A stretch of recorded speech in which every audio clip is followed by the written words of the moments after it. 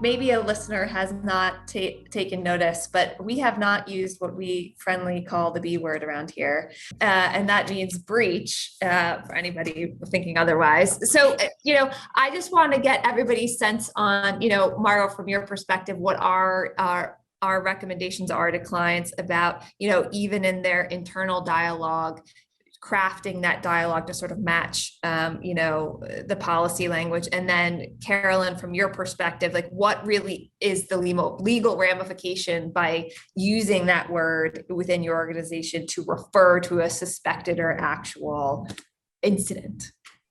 I'll say. So I would say the exact way you just said of an incident is the best way to be explaining it. However, specifically, it's really good to be using the wording in the policy, whether that's data privacy event, data privacy incident, but typically those type of terms that follow the language is the best way to go. And you can work with your broker who knows that wording when providing the notice to the carrier and speaking about it internally from just the policy compliance. But Carolyn will definitely go further now into why we don't love the B word.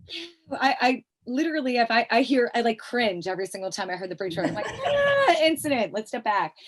Because you don't know, right? You don't know whether or not it's a breach. And the reason why we typically do not use that word is because it has legal ramifications, meaning that when we talk about breach, we usually talk about access, exfiltration of personal identifiable information. That's usually that trigger to start a clock when, for notification purposes. So you want to be careful as to utilizing that word, because number one, it automatically, for any sort of client or anything to that nature, triggers in their mind that, oh, am I going to be getting a notification letter? Oh, definitely my personal data has been accessed. And you don't want people going 0 to 60 before you know anything further.